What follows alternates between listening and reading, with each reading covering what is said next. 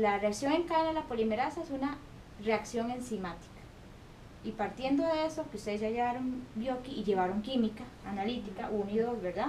Entonces, partiendo de una reacción enzimática, hay que pensar en los criterios que hacen que una reacción enzimática se dé o no se dé.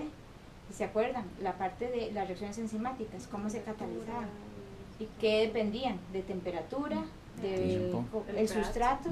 ¿Se acuerdan la fase que llega a una fase logarítmica exponencial y luego una fase LAC, una fase posterior a la exponencial, ¿verdad? Que ya hay, si se acaba el sustrato ya no hay más actividad, es uno de los limitantes, pero si se afecta la temperatura, si se afecta el pH, si se afectan los cofactores también. Idénticamente le pasa a una PCR. Llega algún momento donde el sustrato se acaba. ¿Cuál es el sustrato de una PCR? Los primers. No, el sustrato sustrato no es el ADN, sí. Bueno, la polimerasa. los dinucleótidos, esos son el ok. sustrato, ¿verdad? La polimerasa es la enzima. Entonces se le acaba el sustrato, no tiene que pegar, ella polimeriza, ¿verdad? Entonces no tiene que ir polimerizando, no tiene sustrato. Entonces ese es el sustrato. Entonces los DNTPs son importantes. Normalmente en las PCR de pacientes que yo ocupo amplificar a toda costa, en mi caso, no es lo mismo una muestra infecciosa que en el caso de nosotros, que se acuerdan de la clase, que eran enfermedades raras, metabólicas, la mayoría autosómicas recesivas, donde yo quiero encontrar la mutación. Entonces, ¿qué es lo que hago yo? Enriquecer esa PCR. Es una PCR rica, donde a menos de que ya pase algo, me va a amplificar. Entonces, para hacerla bien rica, yo le pongo bastante sustrato. Tiene un poquito más de NTPs de lo normal de una PCR. Me atraso. El diseño de las PCRs es muy importante. Nosotros diseñamos primers específicos y se diseña el primer, se hace una PCR in silico, uno hace con otros, hay un montón de programitas para ver si hay amplificación inespecífica. Son específicos para el ADN humano, yo no sé si se pegarán en otro ADN, chancho, perro, lo que sea, no, porque yo solo trabajo con la secuencia de referencia del ADN humano. No tengo que hacer la diferencia como en bacterias, que tal vez los que fueron a hablar con el doctor Santamaría, ahí es distinto. Ahí tiene que, si va a ser micoplasma, bueno, ¿cuántos micoplasmas hay? Y que no amplifique micoplasma con otra bacteria, ¿verdad? O si va a ser Mycobacterium, que diferencia. Y en el caso mío no, es más fácil, es solamente ADN humano, entonces esa es la referencia. Lo que pasa es que no puede pegarse en una región del exón 1 del gen que yo quiero, y resulta que también amplifica en otro cromosoma, y en otro, y en otro. ¿Por qué? Porque entonces no está la especificidad del amplicón. Entonces, para diseñar, nosotros generalmente no sacamos los primers de la literatura, porque eso no funciona, o sea, está bien, pero le sirve a otro, no nos sirve a nosotros. Nosotros hacemos nuestros propios primers, nuestros propios genes, además que yo les decía, son genes raros. Y uno encuentra hay alguien del 85 con unos primers, ajá, pero nada que ver, las condiciones son otras. Eso es muy importante. Entonces, son PCRs cargaditas. ¿Qué más le podemos poner a esa PCR para que siempre me amplifique? Suficiente TAC. ¿Cuánto es lo mínimo de TAC que deberíamos ponerle en una PCR? Tenemos como ya con el Master Mix, una que viene todo ya incluido. Ajá, pero en cuanto a unidades, ¿qué pasa si no tiene Master Mix y tiene que comprarlos separados? Tenemos que saber cuántas unidades de TAC, unidades internacionales, porque es una enzima, ¿verdad? ¿Cuántas unidades? Es lo mínimo que le podemos echar a un tubito de PCR, sea 100, sea 25, sea 10 microlitros. O sea, la punta 5. Por lo menos una unidad, lo mínimo. Entonces, si no ponemos ni una unidad, no nos va a dar ninguna. Entonces nosotros, inclusive hay PCRs que le ponemos 3 unidades, o sea que van cargaditas. O sea, eso amplifica, aunque... Claro, ahí hay que tener mucho cuidado, porque si va tan con tantos, hay primers también, tiene que tener bastantes primers, no tanto como para que se hagan primer-dimer y ahí se peguen, ni uno dice PCRs astringentes, cuando pone al límite mínimo el ADN, bueno, los DNTPs, límite de cloruro, magnesio, o sea, cuando pone las condiciones apenas se llaman astringentes, que realmente amplifica, pero como que le cuesta, ¿verdad? Nosotros agregamos, les voy a decir que por lo menos 1,5 a 2 microlitros en una PCR 25, y esos primers están a 10 milimolar. Pueden sacar la conversión, ¿verdad? Entonces también van cargaditos de primers, pero no tanto. ¿Por qué? Porque ahí si no se pegan entre ellos. bueno, son primers que se han visto que no hagan loops ni que se peguen entre ellos, pero si usted le enriquece las cosas, 2 timinas, 2 adeninas, y ahí se pegan y no se amplifican. Entonces eso es algo importante. Luego, yo les había dicho, las PCRs que hacemos todas son de punto final. No hay tiempo real, no hay anidadas. La única diferente, que igual es tiempo real, son las multiplex, que son multi-PCRs. Que también les había dado el ejemplo de SRY, ¿se acuerdan? Que para hablar de que una SRY por sí sola, ausencia-presencia, tiene que tener un control interno. Pero me acuerdo de la muchacha que estaba enfrente, control positivo, control negativo y blanco, y control interno, ¿verdad? Claro, ¿verdad? Pero el control interno, porque la PCR por sí sola es diagnóstico, entonces ahí yo no puedo saber si algo falló. Hay muchos cuidados que solo se van adquiriendo con el tiempo, con experiencia. Por ejemplo, una reacción enzimática, esas enzimas ahora son mucho más bonitas, hay master mix, esas master mix mientras estén con el buffer aguanta temperatura ambiente, más de media hora a veces, más de 1 hora. Antes no, 15 minutos en hielo, entonces las condiciones van cambiando, porque son ADN polimerasas recombinantes, pero mejoradas. Las de antes no, ¿verdad? Eran un poquito más eficientes. ¿Trabajan con Master Mix? Con los dos, ajá. Con el Master Mix es muy eficiente y todo, pero lo que pasa es que trae una condición, trae el cloruro de magnesio a una concentración dada. Y algunas de las PCRs ocupamos menos de lo que trae ahí.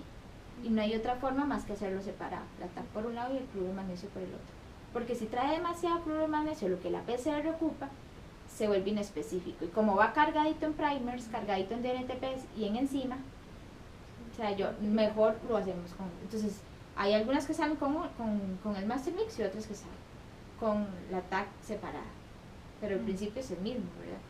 ¿Qué más? El ADN de nosotros, ya ustedes les había dicho, viene de sangre periférica la mayoría, de los leucocitos extraídos y con un tubito con EDTA, de ahí se extrae el ADN.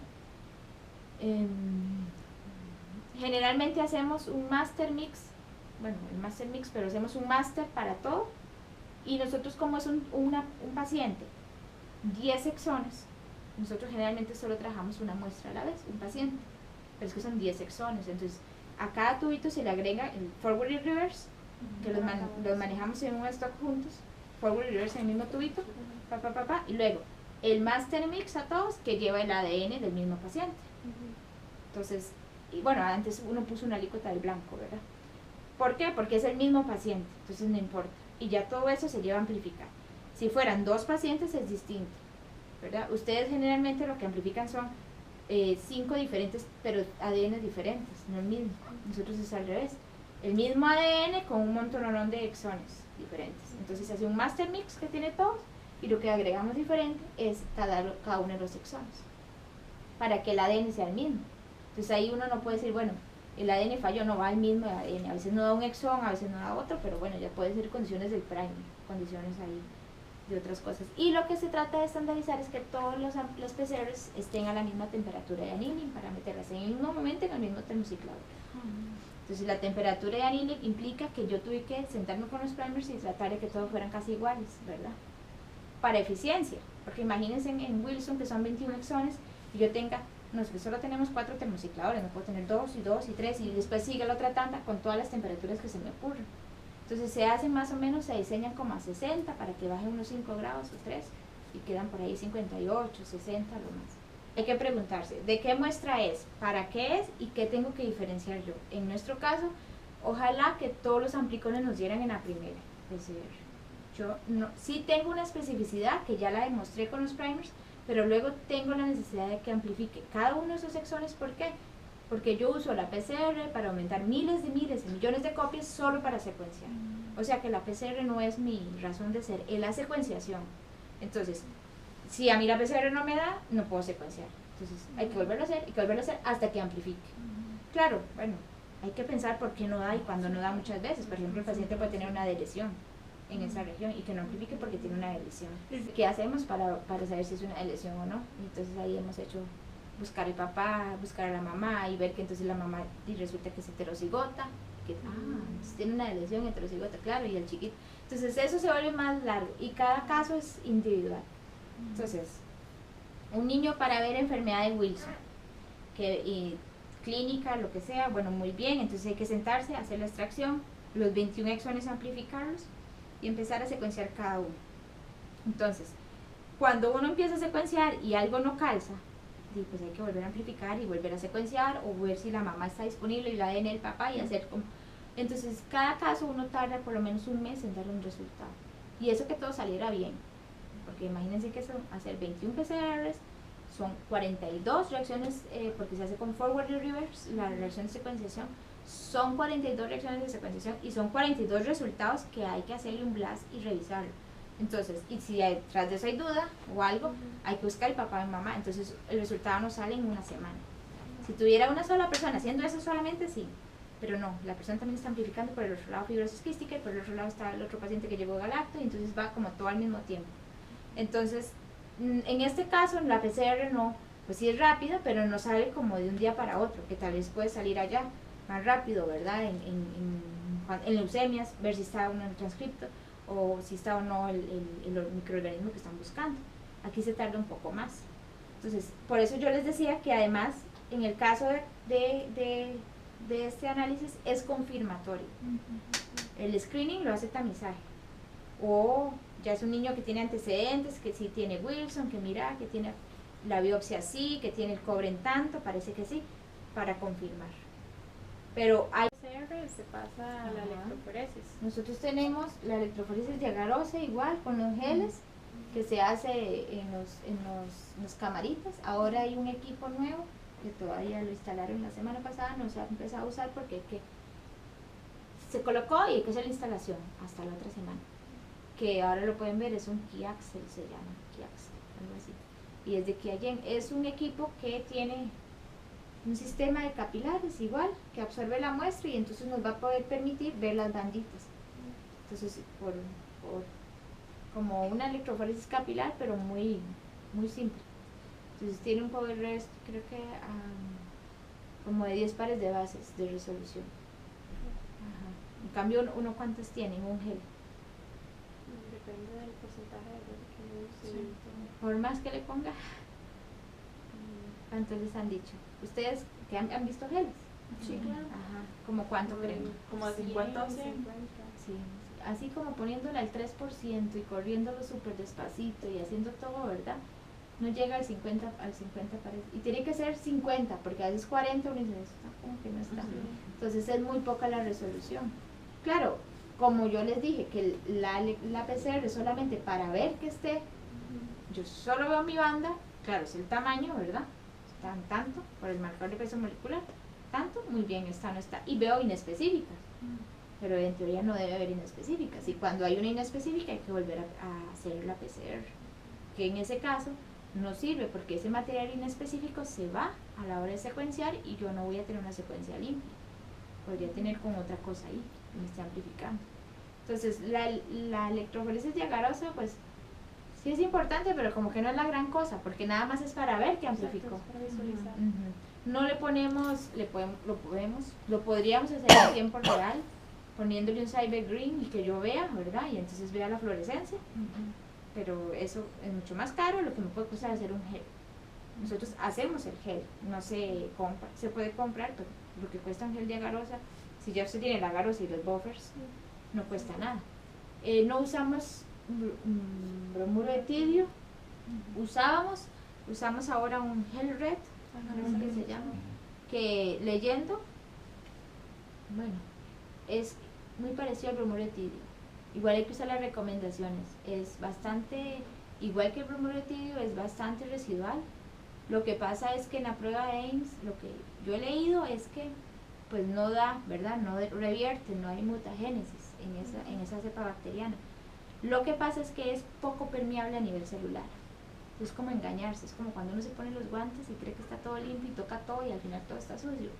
Es algo parecido, porque es la permeabilidad celular, pero no se ha medido la capacidad de mutagénesis que tenga el compuesto. Entonces nosotros aplicamos las reglas igual. Bueno, vale, que todas somos mujeres, entonces todavía más, que si es mutagénico puede ser carcinogénico y nos vamos hasta teratogénico si es necesario. Pero lo que pasa es que es menos permeable a nivel celular. Entonces, claro, cuando se hace la prueba Ames necesita una permeabilidad para que entre, ¿verdad? Y si es más pequeña o menor, el gel red, pues va a tener no va a tener la entrada. Y eso no quiere decir que no sea agresivo, que sea más agresivo. Bueno, en teoría sería menos, pero la capacidad de afectar el ADN, de pegarse, de formar aductos, de formar mutaciones, y eso no lo han medido. Entonces, nosotros igual usamos los guantes de nitrilo, usamos, tenemos áreas, ahora lo ven, áreas separadas, como si fuera bromuro, con la diferencia que uno dice, bueno, este es menos permeable en teoría, pero igual los geles, por la concentración que tienen los geles, esos geles se pueden descartar, se autoclavan por el ADN que lleve y se descartan. Las puntas, cuando tenían bromuro de tidio, las puntas se inactivaban con, ¿cómo se llama? Nitrato de sodio y por un ácido, que ya no me acuerdo cómo se llama, que tengo el ácido. Pero, porque con cloro ni con nada más, lo que se hace es que se pierde la fluorescencia del bromuro, pero no se naturaliza el compuesto. Entonces, lo que pasa es que esa mezcla es más tóxica. No es más, tal vez no sea mutagénica, pero es muy tóxica. Entonces, al final, ¿dónde va? Un río. Y la mezcla es mucho más tóxica que el bromuro que puede haber ahí. Entonces, de todas formas, como ya no usamos bromuro, pues no hacemos las desinfecciones. ¿Y ahora con el red ya para la desinfección es menos rigurosa o se mantienen todavía todas las, No, nosotros, o sea, para el descarte? para el descarte no, las puntas se van, las puntas, bueno, en estos materiales aquí, por lo del punzocortante, aunque sean plásticos, pero son punzocortantes, y eso se autoclava y luego no sé dónde va. Eso es el manejo de residuos, sí. Pero no hay que hacer, es que antes los geles, digamos, más que el gel, la punta, por la concentración, ¿verdad? Porque la punta esta que queda negrita con el bromuro etílico, ahí es donde está en mayor concentración. Entonces lo más importante con esos compuestos es la concentración que esté. Entonces en un gel está diluido, en un buffer está más diluido todavía, pero en la punta sí está muy concentrado. ¿Qué más? Yo tenía una pregunta en cuanto al tamizaje, digamos, ¿qué tamizan? Yo sé que mucho depende de la incidencia, o sea, ¿cómo escogen qué tamizar? Nosotras habíamos hecho un trabajo de glucogenosis, y que era su variable incidencia. Sí, es una rarísima la glucogenosis. Entonces, ¿cómo llega? ¿Quién se encarga aquí de decir, bueno, eso se va a tamizar de ahora en adelante? Ok, primero que nada, cuando empezó el tamizaje, uno tiene que ver la experiencia de los otros países, ¿verdad? Y tiene que ver la frecuencia. Bueno, la frecuencia de la enfermedad en la población que usted va a tamizar. Entonces, si aquí no hubiera glucogenosis, pues no se tamiza glucogenosis. Pensando en la frecuencia. Pero el cetonúrico, si aquí no hubiera 1 de cada 10 millones con DIN. Por el 1 habría que hacerlo, pero 10 millones, de aquí a que tengamos 10 millones de nacimientos, es un montón de años y no vamos a tener ningún caso. Entonces, la prevalencia de la enfermedad en la población que vayamos a tamizar, eso es importantísimo. Lo otro que hay que evaluar es si existe algún analito cuantificable con las metodologías que tengamos, que sea viable, factible y que sea un indicador de la enfermedad. O sea, que haya algo que yo pueda medir. ¿Por qué? Y que se puede hacer, porque si usted me dice, sí, pero solo por absorción atómica, yo aquí no puedo tener absorción atómica. O que solo con un Sauerbrot, con no sé qué radioactivo, yo aquí no puedo tener nada radioactivo, entonces no podría hacerlo. En su momento habían analitos que no se podían hacer porque solo por espectrometría de masas, y no teníamos un espectrómetro de masas, entonces no se hacían. Ahora que hay un espectrómetro de masas, sí se hacen un montón de analitos. Entonces, es importante saber cuál es la sustancia que yo voy a medir. Tirosina. Perdón, doctora, aquí mismo se decide cuáles son esos intervalos normales en la población, es aquí mismo donde se hace. Por ejemplo, ahora este año y el año pasado, como se trabaja con licitaciones nacionales, que eso es una compra grande que hace la caja, y una licitación nacional tiene un precio muy elevado, además si es pública. Entonces, normalmente las licitaciones son por un año, prorrogable 2, 3. Entonces nosotros teníamos una licitación que duró casi 5 años y un poquito. Y ahora viene una nueva licitación. Y esa nueva licitación, pues la idea es que cuando se hace un nuevo contrato, se busquen equipos mejores, nuevos, tecnologías todavía más superiores. Si yo tenía el A, ahora tengo el B, si yo tenía el X, ahora tengo el XL, ¿verdad? En los equipos, mejorando la generación de los equipos. Entonces ahora se cambiaron varias metodologías. Por ejemplo, para hormonas, TSH, que se cuantifica, diacetohidroxiprogesterona y fibrosis quística, se tenía un equipo con unos rangos que uno podía definir de referencia y ahora se cambió. Entonces, ahora lo que se hace es buscar en un percentilo, tal vez un 99,5 percentilo, la media que tenga la población y empezar a ver ahí quiénes se salen y quiénes no. Tamizaje siempre, como es tamizaje, uno tiene que tener falsos positivos, pero no se admite ningún falso negativo, ¿verdad? Un falso positivo sí, porque luego viene el proceso de confirmación y dices, ay, mira, no era. Ajá. Es horrible para una mamá o un papá porque se asusta mucho, pero un falso negativo no se acepta, porque eso es que se nos escape un caso y no debería escaparse. Entonces uno tiene, tal vez no es como la glicemia, que uno dice 100 para arriba, 100 para abajo, o 110, bueno, 100 digamos, y aquí. No, en tamizaje tenemos de tal a tal es un valor certezamente negativo, o sea que yo sé que aquí está normal. De tal a acá es una zona gris y aquí no hay duda que es un valor alterado o positivo. Esta zona gris uno la corre para acá o la corre para allá. Tenemos que ir viendo. Si la corremos muy para abajo, nos salen media población positiva, demasiados falsos positivos y eso implica gasto y recursos y hay que a todos hacerle confirmación. Si la hacemos muy para arriba, esa zona gris, que es al revés, se nos escapan. Entonces todo el mundo termina normal y ya el que está demasiado malito sí está enfermo, pero los otros. Entonces hay que jugar con esos rangos. Esos intervalos de referencia se hacen aquí. No se tienen. Uno usa la población, los datos de la población general, mundial, pero nosotros tenemos que adaptarlos a Costa Rica, a los niños y además a la muestra. Porque aquí la tomamos tercero o cuarto día. Ya estamos viendo que el tercero nos sirve, nos funciona. Y si nos funciona mejor porque estamos más cerca del nacimiento y entonces nos da más chance de adaptar con el niño. Que no es lo mismo el sexto cuando ya tiene más secuelas. Entonces uno idealmente el primer día, pero no se puede por los valores. Hay que esperar que el metabolismo empiece, ¿verdad? Y que el niño empiece a comer y que empecemos a ver la actividad enzimática. Entonces uno se corre un poquitito más y ya vimos que tercero y cuarto nos funciona. O sea, y cuarto, quinto funciona, sexto, ajá, pero aquí vamos en detrimento del niño. Si fueron positivos lo tendríamos más afectado. No tenemos más chance, no tenemos ventana para correr con el niño. Entonces, esos valores se tienen que definir aquí. Yo no les puedo decir como la hemoglobina, que yo, bueno, tiene 9, tiene anemia, tiene 14, está súper bien. Aquí no es así, son muy parecidos, sí, son muy parecidos a la población, lo que la gente dice, pero tenemos que ver nuestro equipo, nuestro kit, idealmente por lote, puede haber ciertas variaciones por lotes de kits, y nuestra edad y el papel de filtro que usemos y cualquier cosa que cambie puede afectarnos esos valores de referencia. Ajá. Entonces, por ejemplo, para el IRT, el tripsinógeno inmunoreactivo, que es para fibrosis quística, nosotros empezamos con una metodología hace algunos años, un proyecto piloto, y ahora los rangos bajaron un poco más. Eso quiere decir que nos estamos volviendo, si están bajando, nos estamos volviendo más estrictos. Más estrictos es un arma de doble filo, más estrictos no se nos va a escapar ningún falso negativo. O sea, los chiquitos que están enfermos, pero nos va a generar más falsos positivos. Entonces son más notificaciones al servicio de neumología, son más citas, si antes eran 10, ahora son 15.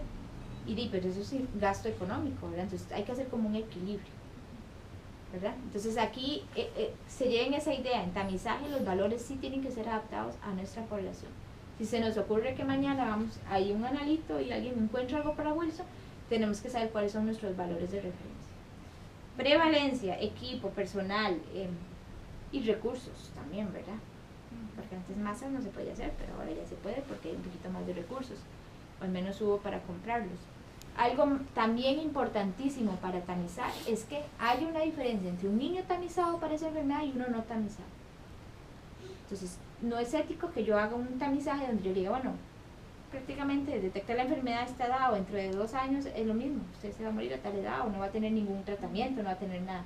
Entonces, que el hecho de yo tamizar a ese niño le vaya a cambiar la morbilidad o inclusive la mortalidad. Entonces, tiene que haber un tratamiento, no necesariamente curativo, pero podemos tener un tratamiento, por ejemplo, como el de acá, que es de dieta y de ver fórmulas especiales para esos niños, para que no haya tanto deterioro del sistema nervioso central, para que no haya tantas consecuencias. Que haya algún tipo de tratamiento, inclusive se habla de que el asesoramiento genético es un tipo de abordaje y si contribuye la detección que estamos haciendo para dar un buen asesoramiento genético, eso ya es intervención. Eso ya es un poco el tratamiento. ¿Es como el mismo en cada Cada una Por de ejemplo, las- para la ducha en la multiplex es una región en el mismo cromosoma X, pero en el otro brazo, que no me acuerdo cuál es, porque tendré que buscarlo, pero es en el otro brazo donde no está el gen de Duchenne, de distrofina. Y para SRY es en el cromosoma X, pero la región de OTC. Entonces uno adapta. Tenemos, por ejemplo, nosotros hacemos betaglobina para la hemoglobina. Entonces más de una vez, a veces los primercillos de SRY, cuando se monta, y el del OTC es como un poco complicado, esa PCR, entonces se pueden montar con el de betaglobina, porque el tamaño es diferente, uno es de 600 y otro de 300 y algo. Entonces, no importa tanto, lo que importa es que yo sepa que los primers de un amplicón y de otro no se van a sentar ellos y hacer la amplificación inespecífica y que yo no tenga los amplicones que quiero. Y se monta un control interno todas las muestras. En todas las muestras. Todas las muestras. Se hace un master mix con unos primers y otros con otros primers y en todas, hasta en el blanco. Negativo, el positivo, todo, porque no debería darme en nada, ¿verdad? El blanco, debería darme en todo y no debería darme en el blanco, ninguno de los dos. Ajá. Y debería darme el control interno en todas y luego ahí, dependiendo del resultado. Si alguna no me da el control interno, por ejemplo, si no me dan una muestra y el control positivo, el control negativo, el blanco están bien y no me dan una muestra, yo puedo repetir esa muestra de unas 20, por ejemplo. Pero si no me dan un control, tengo que repetir las 20 porque invalida toda la corrida. Entonces sí se vuelve muy estricto, porque hay que pensar en que, por ejemplo, un paciente que no me dé, yo puedo repetirlo, pero si no me dan los controles, tengo que repetir todo. Igual en secuenciación. Un paciente, ustedes ya saben que si el metabólico está alterado, pues significa un poquito más. Es un área compartida. Las muestras ingresan acá, que tenemos la base de datos, entonces se tiene un montón de controles de calidad que les puedo dar. Yo les había hablado de mi campito aquí para darles una guía. Que tenemos, yo les di una clase, un consentimiento informado. ¿Guardan acá? Perdón, de sangre están ahí abajo y las de ADN extraídas también en refrigeración. Esto es de una licitación nacional, entonces es por columnas.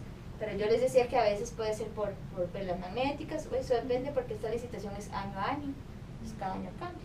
Pero bueno, en principio es lo que importa. Tiene un control de la luz ultravioleta y de la limpieza. Vean que todas las áreas, esta también tiene control de limpieza. Este acá, por ejemplo, es un refrigerador y aquel es un congelador. Aquí solo hay reactivos, no hay muestras, las muestras están aquí. Ahí hay reactivos, vean que es menos 20, entonces están las madres, la TAC polimerasa, están las madres de los primers, y aquí a 4 grados están los de uso. Entonces, por ejemplo, los DNTPs y MSO y agua de uso. Los reactivos en uso de Jessica. ¿Por qué? Porque aquí tenemos amplificación con los termocicladores, tenemos visualización de la electroforesis ahí, tenemos secuenciación. Ven que está todo apretado. Entonces, los termocicladores aquí están, que por cierto hay un en uso, vamos a ver si esto se cargó.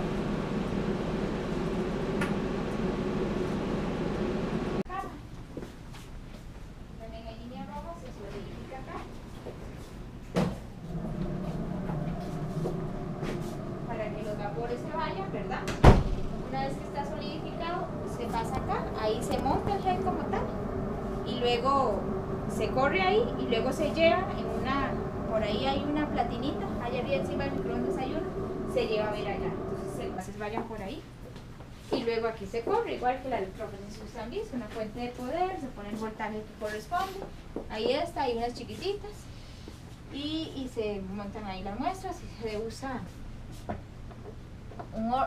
nosotros usamos el orange, este de acá. Porque corre a diferencia que hay una mini bandilla Con fecha, con número consecutivo. Todo se tiene que tener un amplio control.